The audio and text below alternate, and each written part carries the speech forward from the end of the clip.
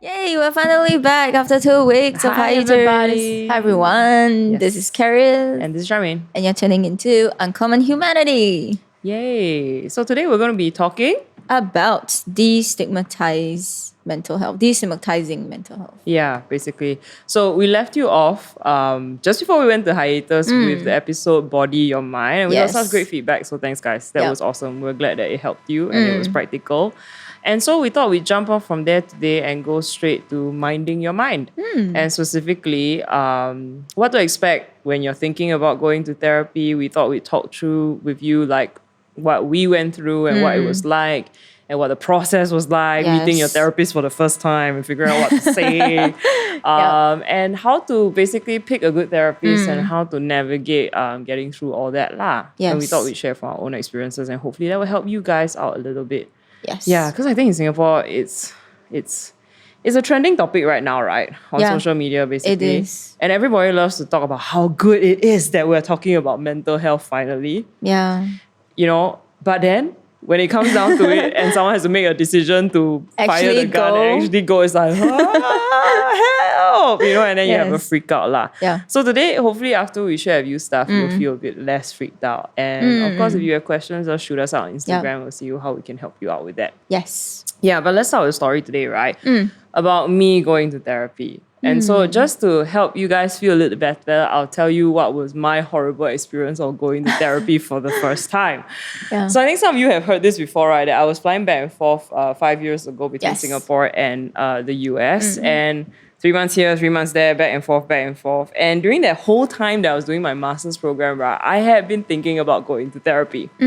Basically, our school in the US had a psychology school, and so there are a lot of people studying there for their master's or their PhD in psychology or psychiatry.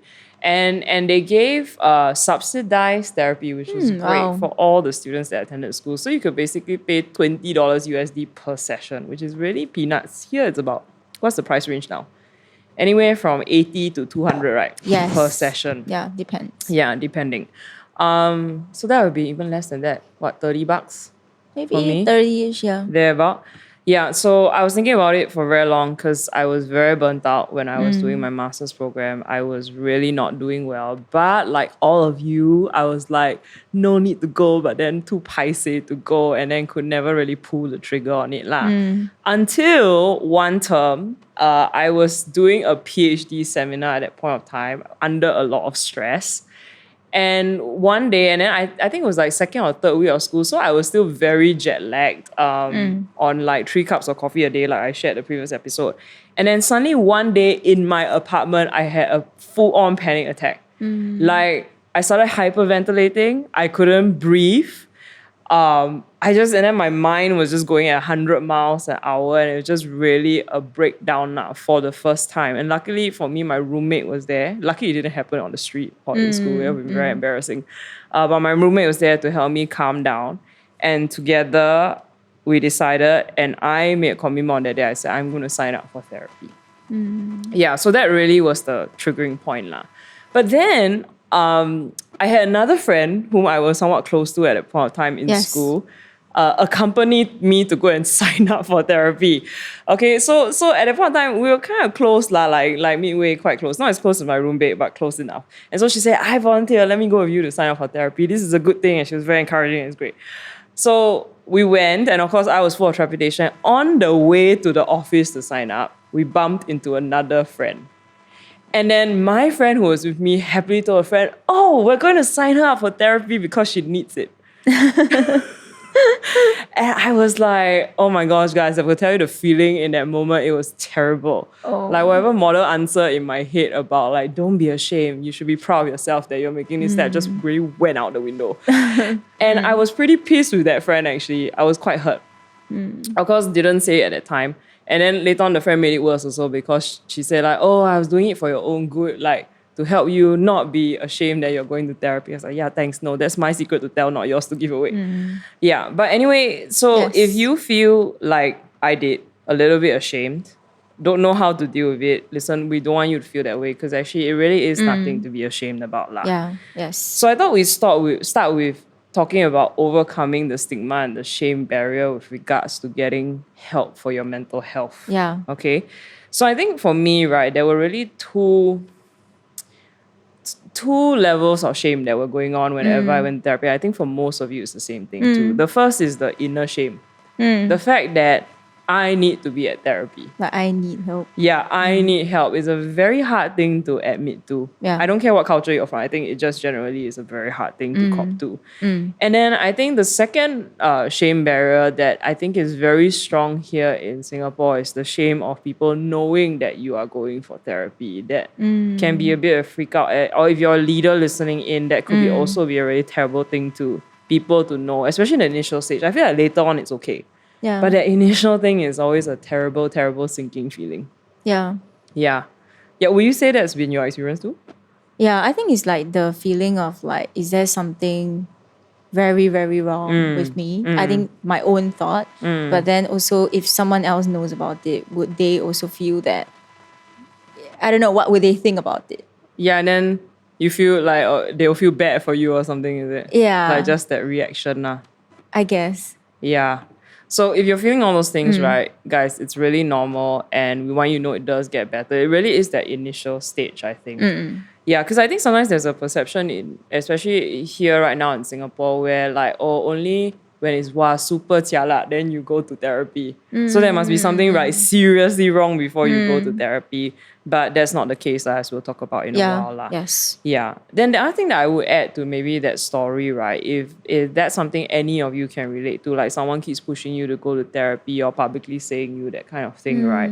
Number one, if you're the person doing it, right, stop it. Yes. Like, really, that's not your thing to out people about lah. So I think, but the takeaway that I felt and how I responded to that situation, yes, initially I was angry. And okay, a healthy thing was I decided from then on, actually that person, I needed to have certain boundaries that I don't trust that person so easily. I think that's healthy. But I think maturity for me was also looking at the situation that happened and really asking myself, why is it I feel embarrassed about this more than, I think it's two separate things. Like someone breaking your confidentiality is one thing and not healthy relationship is one thing. But me feeling embarrassed was a whole other thing. And I think one of the great things I did for myself right at the start was to really say, I'm not going to be overly sensitive about this. I'm going to embrace this and I'm going to try and get through this by being okay with telling people I'm at therapy and being the one to say it rather than needing people to say it for me, basically. Yeah, and I think that actually that was a pretty good thing that I did at the beginning. Yeah, so I feel like easy talking about it nowadays because of that decision I made. PC, would you say that therapy is kind of a good thing for just everyone? I don't think it's necessarily necessary for everyone, but I think it's a good thing. I look at therapy as quite a spectrum. Yeah. Like, for example, you go to a medical doctor when you're sick. Most of the time is if you're sick, right? But I think, and then you go to the gym as maintenance, for example. But I think actually therapy kind of spans that whole spectrum of you go when you're sick, but you also go as preventative or healthcare, like being healthy and whole. Yeah, so I feel the thing with therapy, it does span that whole spectrum. Yes. Yeah, but let's talk about that, right? Also, I think we do need to overcome this idea that going for counselling is only for serious mental health issues, which is totally not the case. So just to bring back that doctor analogy, you don't go to the doctor only when it's an emergency. Yes. You go sometimes when there is something wrong with your body or you need something to be checked out. Yeah. So I think there's a whole host of reasons why it's worth going to therapy even if it's not serious. So you could go because it's preventative. So for example, a common one would be pre-marriage counselling. I think is really good. I would do it if I ever get married. I would go into counselling before I get married, just to like have tools and to have someone kind of recognize some problematic maybe dynamics we have in a relationship or affirm certain things that we're doing well and give us tools to communicate better. Like I would totally do that preventatively. The other reason you could go is just for a general tune-up. For example, I've been thinking about that. I haven't been to therapy for quite a while since I came back. I went for maybe over the course of a year. And then I haven't been since I came back to Singapore, but I'm thinking about going back in just to work on certain other patterns that I want changed, that I find it hard to change on my own, and to have to go in like maybe every 2 weeks and be forced to do some homework, I feel will help me to break those patterns. Yeah. Yeah, then of course, if you're really struggling, guys, I go, don't wait already lah. Just go. Yes, encourage you to go. Yeah. So let's talk about an important topic which all of you asked. How do I find a good therapist? Good therapist or a good counselor. Yeah. So one of the first questions I tend to get from Christians is this question: should I go to a Christian counselor or therapist? Yeah. What do you think, Caris? What's your take on this issue? I do feel that it's okay. I think it's okay if you want to. Yeah. Yeah. But I don't think the person needs to be Christian in order to counsel Yeah, you. yeah. Yes. So I think it's okay to have someone with a Christian perspective on counseling if you want that. Yeah. The only thing I would say is if you meet a counselor that imposes their beliefs on you, whatever beliefs it is, Christian or not, right? Or their morals on you in counseling, I would say actually that falls into unethical territory.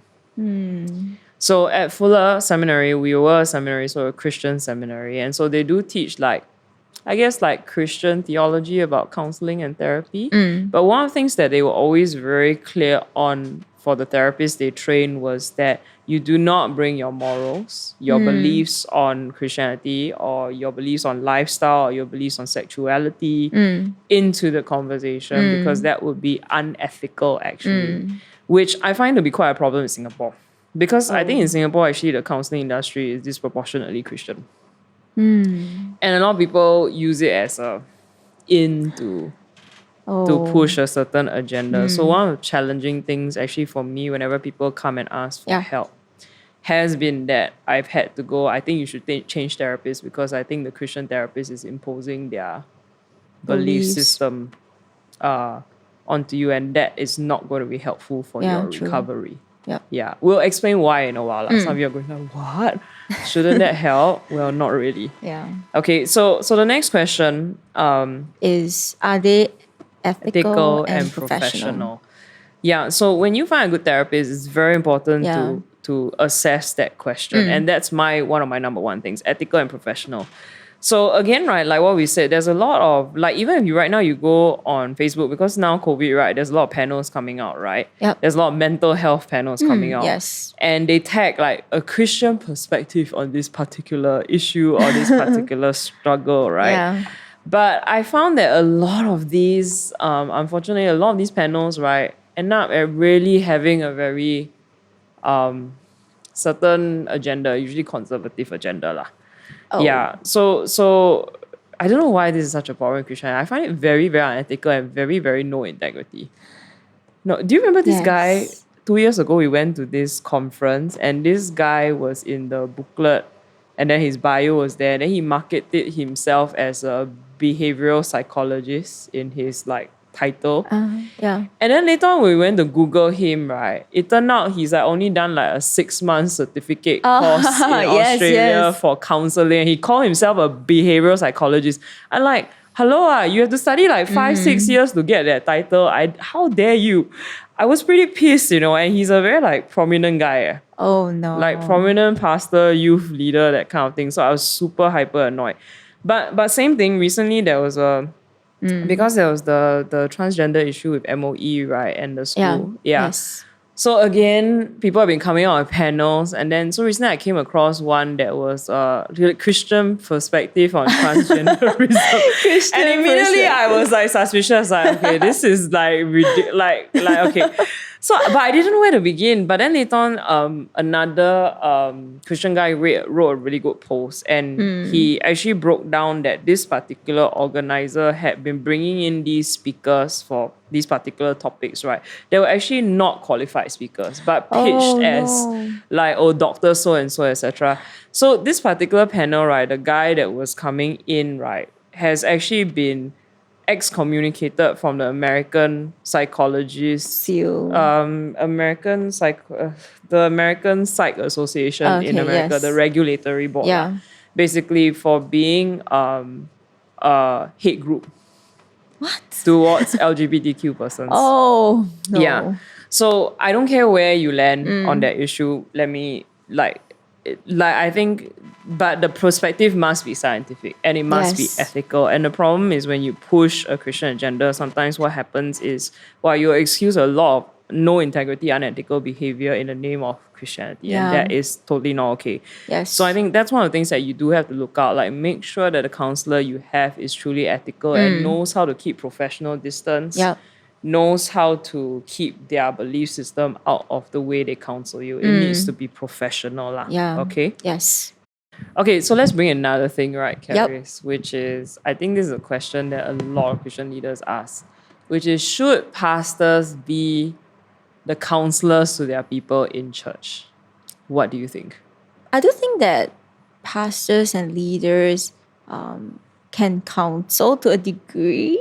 We're Can talking about like mentor, mentoring, spiritual guides, give advice, as much as they know. But they ultimately are not professionals. Yeah. And they need to know when to call it lor. Yeah, and know when to kind of like point the person to, hey, I think you need more help. Yeah. And a professional would be able to help you better. Yeah. So let me just raise this, right? I do think sometimes there's a problem with church culture where, I don't know, because of the perceived spiritual authority, I think Christians, we tend to think like spiritual authority is the umbrella authority over everything in life, like social, attitude, character. Economy.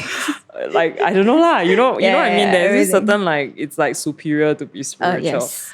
But I do really think that we need to learn when to call it. And, having a 3-month cert or going to a panel on counselling does not make you qualified to settle everybody's problem. And I also really do not believe, and this is another thing we got to be careful, like, not everything is solved through prayer. You can't pray depression away, and stuff like that. So, so I would just caution, be very careful with that lah. Yeah, because I think there's a really bad habit in church where also sometimes pastors tend to like go, their counselling is when you come to a pastor with a problem, then they throw you a Bible verse. Yeah, actually that has always really annoyed me. And that was how I was taught. And then I will always question, but then I'll follow also. But now I don't do that anymore, okay? Like, I think leaders never use a Bible verse to counsel your people. Because I feel that it's very, like, it shuts the whole conversation down. Like, I mean, when you throw a Bible verse at a person, then what are they supposed to say to you? Oh, God said so, Lord. What can I say back already? Then you're not really treating the problem. You're kind of like shutting down the conversation. Yeah. Yeah, and a human is like a integrated being. Yes. So, I mean, I do believe that there is spiritual authority. I believe in the Bible. I believe in the Word of God. Prayer and everything doesn't mean that those are not important, but those are part of the solution, maybe. Yes.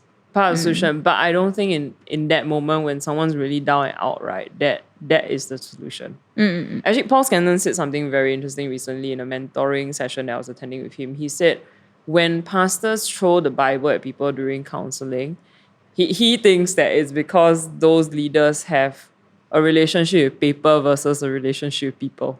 Oh. That's how he phrased it. They got a relationship with Bible, but not a relationship with God. And so they just throw paper at people, they throw verses at people, but they don't really know how to engage in real relationship. Yeah, so I will give you that food for thought. Coming from Paul Scanlon and not from me. Yeah. So just don't ever, like, know when to call it. Like, know when you're out of your league and it's really time to refer somebody to get some professional help lah. Yes. Yeah. Okay, so let's get to it. Yep. What do we expect when we go to counseling? That was quite a scary thing for you, right? You just really were like, the first few sessions was scary. Oh, yes. Yeah. Why? Think why am I so like... Yeah, why was it so like just I think really it's like, what should I expect? I mean, I hear like about how therapy is kind of, how it works and all that, but I still feel that thing about meeting someone that you're meeting for the first time. Yeah.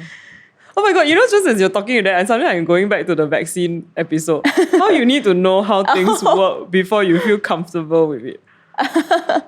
No, because when I went to therapy, right, it was like I was like surrender already.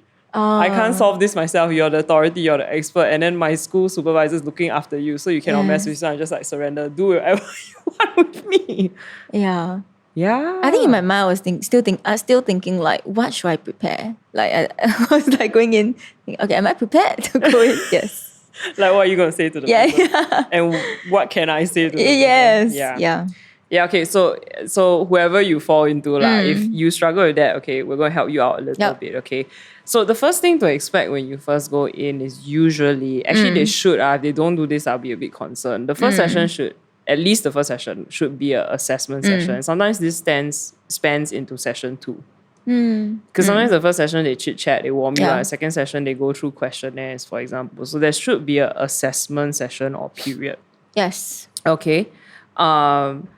I know occasionally it's free of charge in some places, but what I would say is do not expect it. Generally, it's not, because you're paying for valuable time lah. Yes. Yeah, but Carissa's therapist my counselor had was a great way of describing. I think the first session she was saying that she was like, hi. And then she was telling me that, counseling is a little bit like a blind date. It's like you're meeting each other for the first time. And then she said, well, it really depends like how well it works, and then whether we have chemistry and all that. And sometimes it's a few dates before you know whether it works. Yeah. Actually, you're reminding me now, my counselor actually said that to me at the beginning. Not blind date thing, but she said, if you don't feel comfortable with me after 2-3 sessions, okay, let's reevaluate and send you to someone that you're more comfortable with. Yeah. So that should also be a good way a counselor approaches it. Yes. Okay, then again, ask those questions that we raised up before. Yeah. In the first few sessions, you should be able to tell, are they ethical? Are they professional? Yeah. But a very important thing I think to ask is, are they the right person? Let me repeat that. Are they the right person for you?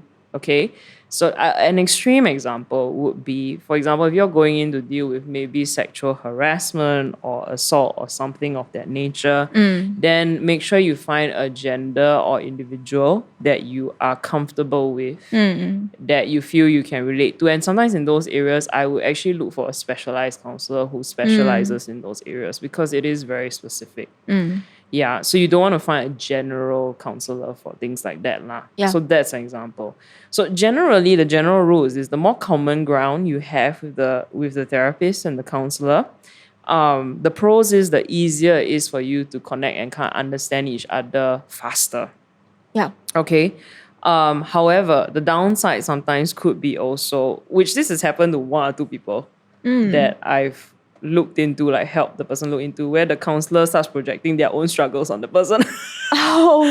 Like I think one person had like a Christian counselor that projected their own struggles with their church onto the person. The person was like, no, that's not really what I'm struggling I was about to share. I think I have one to where like the counselor was telling me about, I think he was trying to help me share, but I guess like she shared about her story. Oh, okay. And then she broke down and cried. She broke down in front of you? Yes. Oh, that's not normal. Very sad about it. I was like, oh no, are you okay? Yeah, okay, no, that's a complete mismatch. Because can you imagine you're a leader, then you go on and then you have to go and take care of a person. Yes. Yeah, no. Okay, that is not what should happen. Actually, that's not professional. Yeah. Maybe well intentioned, but maybe not. I don't know lah. But yeah, that's not good. Okay. So that's one thing. The more common ground, the better. But make sure that the counselor is not projecting their own struggles onto you lah. Yeah. Then I guess the next thing is there chemistry? Because that is very important. That has to do with, I think, personality. And later we'll talk about this, like whether the counselor knows how to wrangle you to where you need to get to lah. Yeah. Yeah. So that would be the assessment stage of things. Yes. Next thing. The next thing is there should be a plan within the first few sessions. Which is like they ask you questions about what you're expecting, why are you here, what are your goals, where you want to get to. There should be kind of like a plan. Yeah, and there should be a discussion about it. Like how long are we going to be doing this, what frequency. Yeah. But again, hold it loosely. Because depending on how things go, adjustments usually need to be made. So my therapist actually, like every couple of weeks would reassess, how do you feel it's going? Do you feel we need to make some changes? And I would suggest that I think I'm ready to be more frequent for a couple of weeks because I'm more free and I have room to think about it. And then she would suggest, for example, well, we're at this stage right now. How about for the next few weeks we work on this? And then she'll go, we don't want... this was very important. My therapist always said to me, I don't want you here forever. The goal is to get you to a healthy place and have you move on. Yeah. Yeah. So if you have a therapist that wants to keep you there to make your money, like, get out. Yeah. Yeah. So basically I have a question is, how do I decide like the frequency of like the sessions? Yeah. Okay. So when Karis asked me this prep, it was very hard to say. I think it really depends what state you're going in and what room in your life you have at that point of time to deal with certain things, for example. So if you have space during a period of time and you're in a very difficult situation and maybe you want to increase the frequency for a couple of weeks. If not, I think actually the bare minimum is you should kind of go once every 2 weeks when you first start, just to get a feel. Then if you feel don't need, like it's a more long-term thing, then go once a month after that or increase it. So I feel like once in 2 weeks is a good place to start initially, but it depends where you're at. And like I was saying to Karis too, like one of the things you gotta understand is kind of like having, it's like taking antibiotics lah. My best analogy for you is this. Some sicknesses, they want to give you very intense antibiotics for a short period of time to knock the virus out. But some situations, some certain infections you have, you take low doses over a long period of time because that's how the virus works. So I think the same thing is it really depends on your situation. Some things need long-term and in-between time to think, and some things need intensity to get it out of your system, to get moving. Yes. So it really varies. I can't tell you an exact timing lah. Yeah. Yep. Does that help? Yes, PC.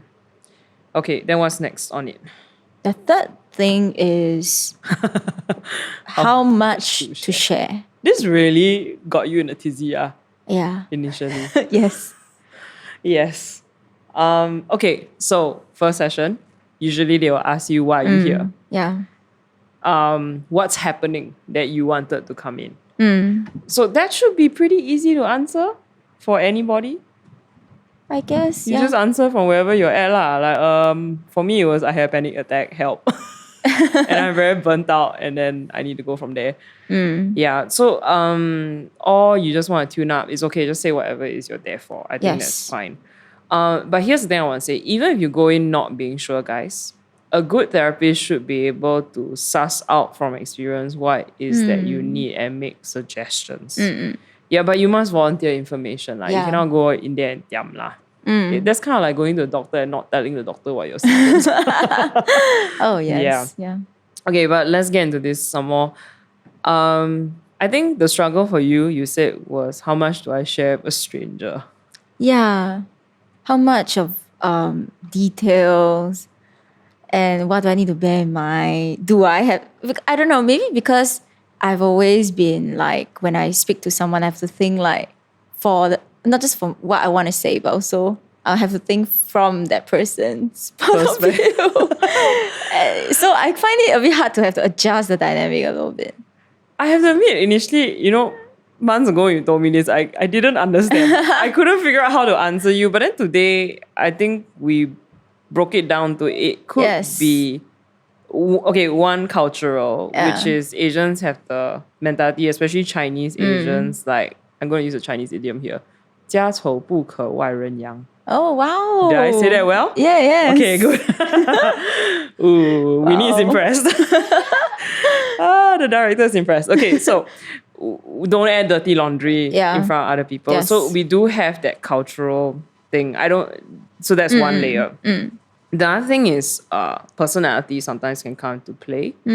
Some of us find it hard to express ourselves. Some of us don't like talking to strangers. Maybe so it really can depend, because you could be Chinese and still like talking. So it really depends on you. Yes. But the other thing that we mentioned was because for you, you're a leader. So one thing I've noticed with leaders is because we're so used to the pattern of we are always taking care of people, it can become very ingrained that it's now no longer natural to need help. And so now when we're confronted that need to go for help, wow, we don't even know where to start to begin. And then there's the added layer of like we feel shame because we're not supposed to have a problem with a leader. Yeah. Yeah. Any of those things relate for you? Yes, I think maybe just the really like you get very used to taking care of people and not sharing your problems just like Yeah. Yeah. yeah, because if I'm leading somebody, my first thought is I have to think what's best for you, and So if you're trying to take care of the therapist. yeah. So if I want to share something, I got to go like, is what I'm sharing going to help you or burden you? You know, as a leader, you can't just go around sharing your problems. Yeah, I get what you mean. Yeah, so I think if you're a leader, you've got to put that aside. Because I think it is a situation where, like, who do doctors go to when they need medical help, right? Yeah. I think it's that same problem. Like, doctors are the worst patients, they always say. I think leaders sometimes are the worst patients in therapy because we're usually the one doling our advice. True. And taking care of people. Yeah. Maybe just one more thing is like, also, maybe how do I share about God? Yeah. You know? So that was like my thought, like... Yeah, but again, we said it could be pattern, right? Because leaders always feel like we're trying to protect God's reputation, at least in our church, because we're always like fighting against like bad perceptions of God. Oh, yes. Yeah, so we feel the need to like, oh no, now we have to talk about like our struggles with being a pastor, like how they're going to perceive church. Yeah, no, I think you have to put that all aside when you go in. Yes. And also, again, find a therapist that can be professional and know that it's just a separate thing. Yeah. But you do have to go in and be willing to talk, guys. You have to, because again, it's like going to the doctor and not telling the doctor the symptoms and expect to be treated correctly. Yeah. Okay. Yeah. Yes. All right. Number 4 tip. Your therapy must go somewhere. Yes. Okay. So again, it boils down to, can this particular therapist or counselor help you get where you need to go? Yeah. Now, let me say this, however, I have encountered this problem where people go into therapy and they come to me and complain, like as though they expect the counselor to solve all their problems, their whole life's problem, their childhood issues, their emotional patterns and their thinking patterns in one session. Yeah, that's like you are hyper unhealthy and then you expect one hit session to like solve all your problems. Like, it doesn't work that way. Yes. You've got to regularly go at it until you become healthy. Okay, so it's going to take a while. However, I will say, again, I'm going to give a numerical number just to make it a bit easier for some of you. If it doesn't go anywhere by the 6th session, right, I would suggest it's time to find another one. If the counselor doesn't suggest it to you, I think something is wrong with them. Yeah. It should go somewhere. Now, not every session is going to be like 100% great. Like, it's like not every like episode in a season is going to be like hit the mark. Okay, so but generally it should go somewhere. You want to have more good episodes than bad as much as possible. Yes. Yeah. Okay. So this is where sometimes I do say finding trainee counselors can be a good thing because they have to regularly check in with their supervisors. Now it's a double-edged sword like that one. Yeah, yes. For me, it was very helpful. Pastor Stella, it was very helpful because I think Fuller had a very good supervision program. So the supervisor was helping them to revise as they went. Yeah. So it can be a good thing, but it really depends. So you got to evaluate. Yeah. Yeah. Because sometimes really I actually think some counselors just don't have it. Unfortunately. Yeah, not all doctors are great. Not all people who go into certain industry are great. So that's just an unfortunate thing if you got to suss it out. Yeah. Yes. Yes. What's the other thing? Oh, okay. Yeah. And then also some other factors. Personality fit, I think is a factor. Do they get you? Can they wrangle you? Is the word I use just now, wrangle you. Obviously, that's for certain people. No, I think even rigid people. Okay. What I mean by this is, does a person have enough of a strategic fit with you that they can get you where you need to go? So, for example, if you have a very fireworks mind, I like to describe it as that, right? Where you can go all over the place with equal weight. Very fast, right? Yeah. Like the counselor that you are with needs to be able to decipher which of the sparks to pursue. Yes. Yeah, really. Otherwise, you'll be every session pursue a different thing, and then you'll never figure out what's the thing that you need to get to. So they need to be able to wrangle you in that sense. Then, if you are very rigid, the counselor needs to be able to push you, kind of push your buttons and out of your box and consider other options. Yeah, so I think the bottom line is, do they have the personality or chemistry with you to get you where you need to go? Yeah. But you're Yes. really liking your new therapist, huh? Yeah, I think she's. Oh my god, you never told me the first one cried. Yeah. You told me I'm like, quit that one. I'm like, no, that's not what's supposed to happen. Yeah, but I feel pretty sad when she cried. I was like, oh no. Because I cried when I was sharing. Then I was like, then after she started sharing and crying, I was like, okay. You know, I'm okay if a therapist just tears a little bit because cannot help, right? When I counsel people too, I tear a little bit. But I don't start sharing my problem and crying about my own problem. That's not...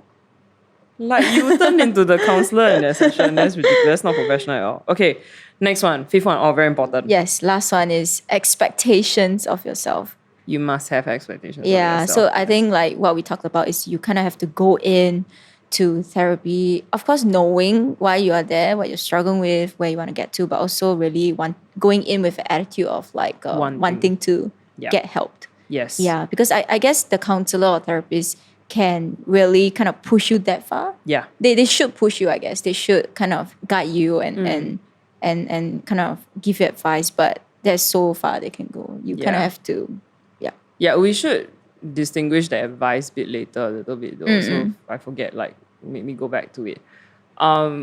Because there are different roads to pushing a person. Yeah, so okay, but we'll get back to it. Yes. But you have to go in wanting to be helped lah. And I always say this to our leadership team too. Don't force anyone to go to therapy if they don't want to and they're not ready to, because they have to want to be helped. Yeah. Did y'all say something? No, the phone vibrated. Oh, okay, I Ken. was distracted. Okay. You have to want to be helped. Yes. I would advise is when you go in, make sure go in learning to let go of what you think is the right way to think and do and respond to the problem. Because the fact of the matter is how you've done it before hasn't worked. That's why you're here in this situation, to be helped. So you must go with a certain openness of being willing to learn. So I went into my therapy being very, here, I'm willing to try anything, like to experiment and stuff, and it works, I'll tell you this. I feel this really works for me. And my therapist will actually ask me, like, does this tool work? Does this tool work? And every week we'll keep revising it. Yeah. But you have to be going in willing to learn. Okay, You know, I get so frustrated when people come to me like, my therapist said this, but I disagree. And my therapist said that, and I disagree. They disagree with everything. I'm like, then what are you there for? Like, yeah. So, just be willing to work at it and also be willing to share. For those of you who are apprehensive about, because if you don't share, it's very difficult to help you lah. Yes. Okay. Yeah. Okay, so let's go on to the next bit, right? Yes. Why get therapy? Why get therapy? Okay lah. Because this is another common question we get when we talk about mental health, right? Okay, so again, to reiterate what we said before, it can be preventative. Yep. Okay. But generally, these are the couple of reasons I think there are good reasons to go to therapy. One is you're in an emotional loop or a rut, and you can't seem to get out of it on your own. Over and over again, you've tried, but you can't. And mentoring hasn't helped. Advice from friends hasn't helped. Me coming to coach you hasn't helped. Then I think you need professional help because there are tools that I probably don't know lah. Yeah. Okay. Number two, another good reason is you have a pattern of behavior that's hindering you in life, keeping you from your best life. Yeah. And you need tools. Yeah. So the tools could be, you need self-awareness language. Yep. You need emotional language, like how to identify your emotions, coping tools, processing tools, relational tools is another reason. Yeah. A third reason is you have an EQ problem that needs coaching and mentoring. Okay. Now, this one is a tricky one. We should talk about in a while. Like, is there a difference between a life coach and a therapist? Okay, so we'll talk about that in a while. But let's start with, is there a difference between a counselor and a therapist? Yeah. Okay. Strictly speaking, not too much. Although I will say from my experience with counselors in Singapore, I do find counselors usually tend to be more solution-based in their method of getting people to where they need to go. So they can land slightly more prescriptive, which is not a bad thing. Okay. But again, if you have a counselor who's doing all the talking, and all the advising, right? Actually, that's not good. That's key sign not to good because they're not listening enough to help you. Now, a therapist, usually the training, right, they have a few different categories or schools of thought, but the more common ones are CBT, which is cognitive behavioral therapy, and psychodynamic therapy, and then there's a few others. Then under those also, there's a breakdown lah. They're basically just different methods of arriving at a problem. So psychodynamics sometimes they search more into your like family issues, deep, like how did certain things, trauma in your childhood affect how you. More like the why, is it? Not just more the why, but they take the approach of digging up like what happened in the past that's affecting you now, that connects to you subconsciously, for example. CBT has to do with identifying patterns.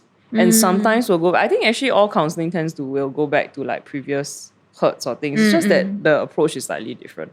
Yeah, so if you know more, actually, you can kind of figure out what works for you better. But in Fuller, they used to tell us that the professors used to say that CBT tends to work better for Asians. Oh, why? The way we process emotion and behavioral patterns tends to be a bit more suited to that method. Whereas psychotherapy tends to be more suited for Western culture. So, and I find it to be the case. It seems to be quite consistent about that. Yeah, so actually there is not super lot of difference. Just I think you got to find the right fit for you. Yes. Yeah. Okay, now let's talk about the difference between therapist and a life coach. Okay. So usually I think this issue comes up with the EQ component. Like if a person lacks emotional intelligence. Okay, so this is advice I got from a counsellor, which is, they said to me, if the EQ issue, okay, the relational problem the person has, stems from a deeper issue of like childhood wounds, for example, then going to a counsellor or therapist is a better person to work with.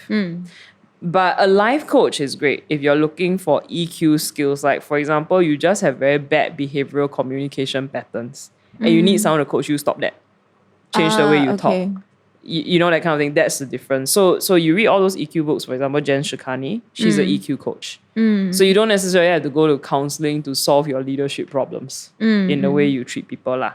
Yeah, so if it's deeper issues, emotionally rooted issues, then that's when you go to a therapist or a counsellor. Okay, so Karis, let's ask you a question. Do you think some pastors are functioning as counsellors, therapists, or like life coaches to their people? To a degree, but it's different. Yeah, I would say, and let's really pick out that distinction, right? Because I think one really great thing Carrie's pointed out, and I believe in too, is that sometimes going to an external party is great because there's a distance between... Yeah, because in church, right, I think especially in Asian church, in our context, right, like pastors and leaders, we're too intertwined with our members. There's friendship, there's like living life together. Yes.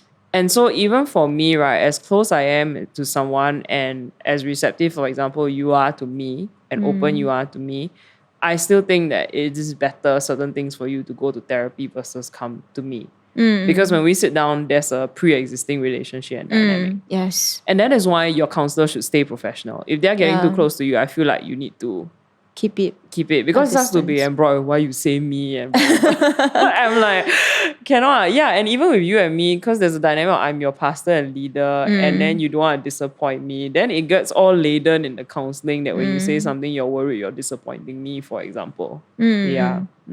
Yeah, so I think there's a difference. Like there's a distance, there's a gap. Yes. And they are looking at you objectively, and you are also. I guess it also makes it easier to receive it. Like to hear it clearly without being very bogged like, down are they saying something or like, do they mean that? Yeah, like subtext. Correct. Yeah, because the fact of the matter is the moment we're close, there's always subtext. There's always some level of pegro or subtext or like pre-existing like, you know what I mean, right? It just cannot be helped. Human beings have certain attachments. Yeah. So that is why I think third party is good, objective party, and you must keep it professional. And here's another thing maybe to put in with your expectations going in. You should expect yourself to keep a healthy distance with your therapist. So for example, when I was at Fuller Seminary, all the students, my friends, psych students said, they're not supposed to know you personally. So the counselors will say, we can say hi, like if we pass each other. I mean, it's not so weird, like pretend you don't know each other when we walk past in Yeah. school. But we try not to have friends. And if they find out they have friends in common with you, they immediately say, cannot, I need to pass you on to another student or another counselor, because they want to keep very objective distance. Yeah. So that's what you should go in expecting. Yes. Yes. Okay, but moving on. Yep. What shall we talk about next? What are some of the great takeaways or lessons from therapy? Caris has a great one. Why don't you share this one? I think it's quite cool, actually. It blew me away. Yeah. So my counselor was kind of explaining to me or telling me that there are two reasons why humans or why people keep doing something over and over again. Like keep repeating a certain pattern, even though they know like this pattern, whether is it thinking or doing something, is not healthy. But why do people keep going back to it like over and over again? She said that there are two reasons. One is either there is an inherent advantage. And this could be?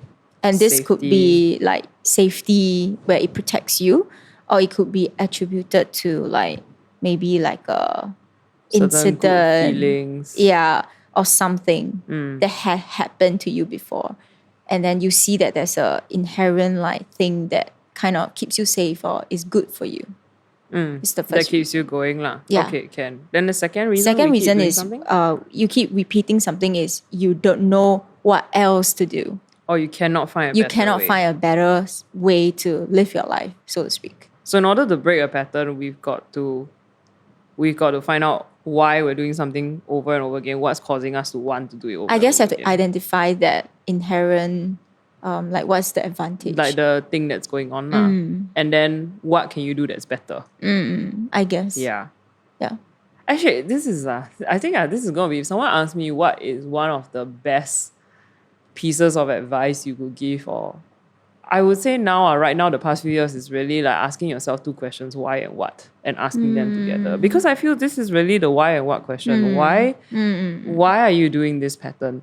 So like I was telling Caris, one of the things that I feel like there is always a reason why people repeat a pattern. Whether it's like what she said, to keep yourself safe because you had a bad thing happen to you when you were young, or there's a certain payoff that you like. So a lot of times in counseling, I ask a person, for example, why are you wallowing? Why are you emoing? Why are you disappearing? And if I can get them to be honestly answer, like for example, one person answered me finally honestly and said, because I like the feeling of having attention when people come and look out for me, and it makes me feel wanted, and it's because they feel lonely. It's not like some malicious thing lah. It's because they feel lonely and they get attention when they wallow. And I said, that's good, and I'm not going to scold you for that. I need you to identify that, so that if you know why, you can break out of it, that you recognize it as a bad pattern. Then the question becomes what?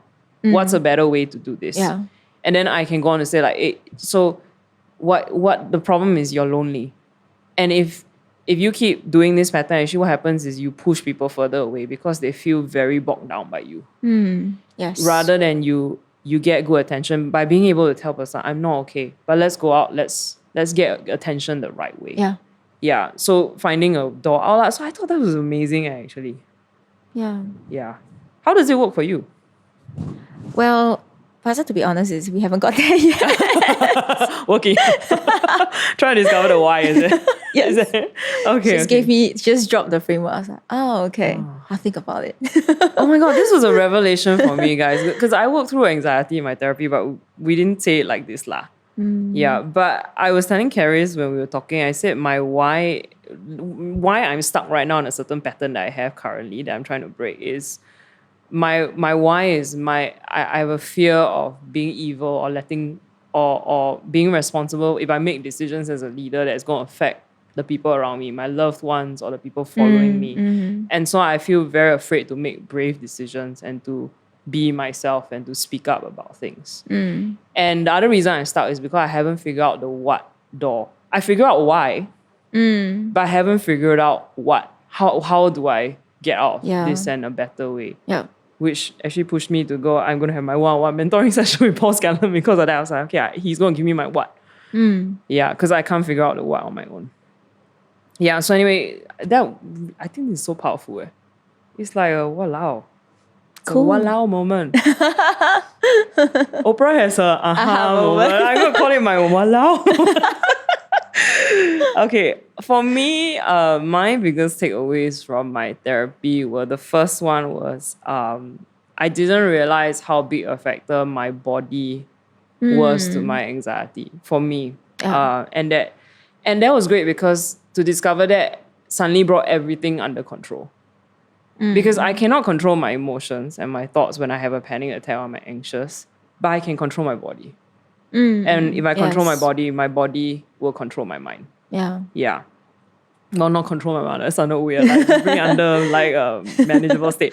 Yes. Yeah, I think the other thing that therapy helped me with, which I was working on already at that time, was learning how to talk and be vulnerable and share that I'm not perfect and I'm human. And yeah, so that was great. I think the third takeaway also was, I think for me, the lucky thing was I got to do my therapy overseas. And I think for me, my patterns were embroiled in expectations of my parents, expectations of the mentors that I really looked up to and wanted to please, and expectations that I felt responsible for this church. So Yeah. for me, I realized it was very essential to be away to sort those things out. I think it went faster because I was away. Yeah. Yeah lah. So that was one great takeaway.